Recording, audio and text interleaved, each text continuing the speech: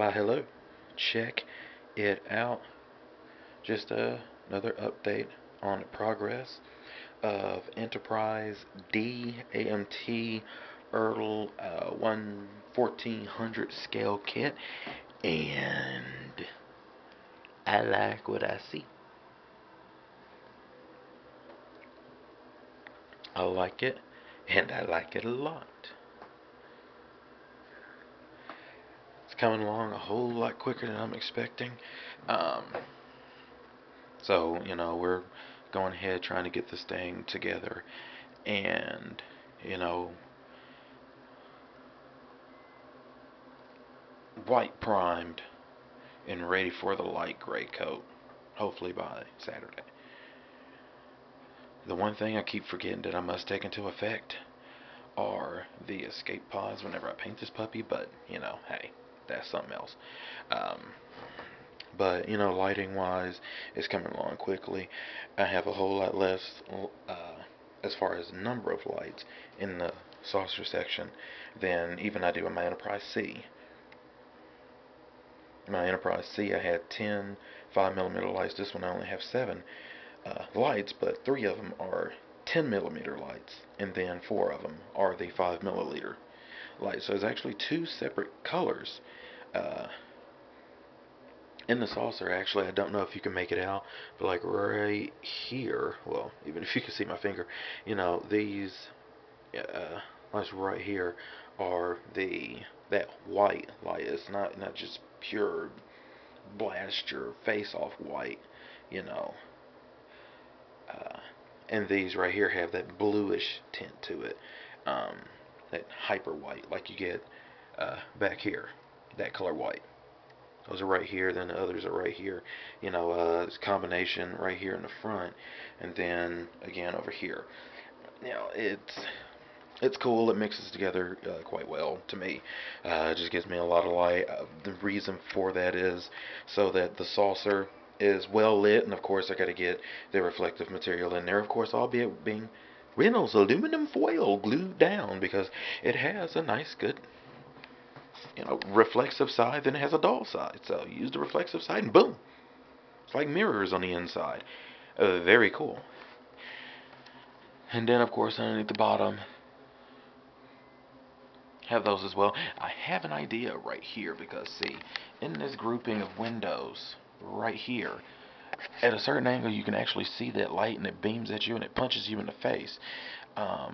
So I'm just going to get part of the clear tree that the tree that the clear parts come on, and glue over that so that it diffuses the lights and has it going where I want it to go. Um, I wanted all of those windows punched out right there, all of them right down the center at the front. I just think that's cool. Kind of gives it a little forward effect, like, hey, we are moving to conduct research. Hmm. With the ability to beat your butt. Uh, in this, I'm finna go ahead probably and finish up on the navigational deflector so that I can have that done and see what it actually looks like. Because that's a bright blue light, and it's beautiful, but God, it's taking out everything else. So you can see it, going down the split right there since I'm using this stand to hold the model up. And actually, you can see the reflective material box right here, Reynolds wrap, upside down. Like I said, my thing is modeling on a budget. How to get the end result using cheap ways, but durable, effective ways to get there. Because it's got to last just like any other model, anybody else making a model that has all the money to say, ooh, we're going to have this connector, we're going to get this type of rod to have it onto a base like that. I've actually discovered the base and the stuff that I actually already have here. Just got to get some screws to make sure it doesn't come apart. Um, and so, to have those things, and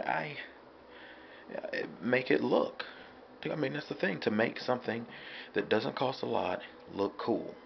And to me, I'm not spending very much money on this. Matter of fact, on this model, as far as buying anything for it, I got the LEDs. Uh, which I got, eBay online, crap a load of them for very cheap, and they actually came with resistors. So it was like, I don't know, a couple of bucks, maybe three, four at the most.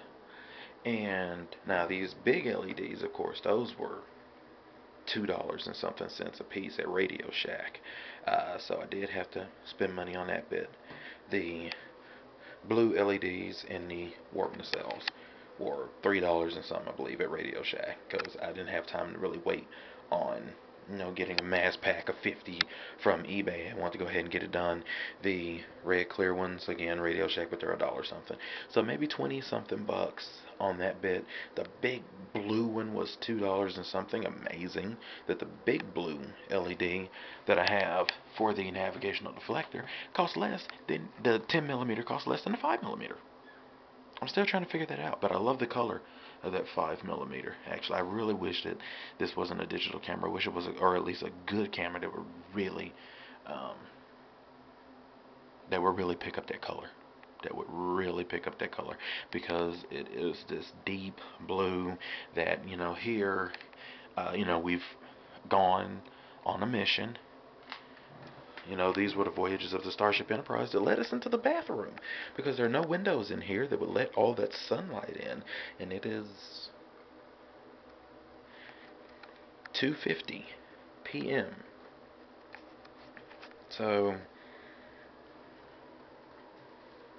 I wanted to see what it looked like in total darkness, and it really creates light in total darkness.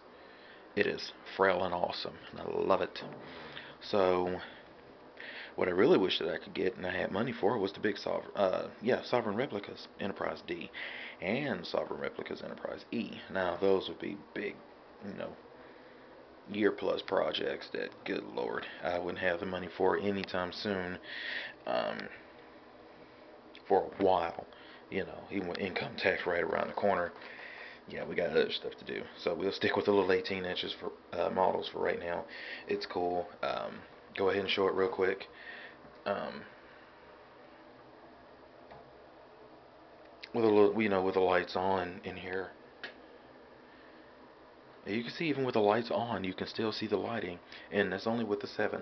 Um, Around here, of course, on the bottom of it, since it's flat, for the lifeboat section going around there, that's all going to be lined with aluminum foil. The reason why, because these windows right here, it'll bounce off of that material and illuminate those bits. Illuminate these windows, make them even brighter, make it look like this, without needing to stretch and get a bunch of lights up here. Don't want the saucer heavy. The display thing's already big, so I don't want it to be very saucer heavy. Um, and that's the whole point. I'm still trying to decide if I'm just going to do a, empty shuttle bay right there, if I'm just going to cover it up, or what. I don't know just yet. And I'm fixing to practice with dry brushing, because I've never done it before, on another kit that I have, so that I can see if, get the copper going around here, so that, when it's, powered down, engines are off, she's been shot up, and the warp drive's been kicked offline, it still has that, you still see something. It's not just clear. So, but anyway, that's where I'm at right now, and out goes the light. And I will continue to go forth. Actually, at the top of this saucer, all this been done, of course, just today. Get the rest of them taken care of, just uh, going around the edge, and that is it for, Cricket windows. Have those around the bridge module, and around deck 2, I guess that is, and then that's going to be it. So I go forth, finish this thing. Hopefully I have everything together and glued by later on tonight. Alright, continue to kick butt on your models. Got any questions? I'm actually going to start getting my email address on here, so be looking forward to hearing from people. Talk to you later.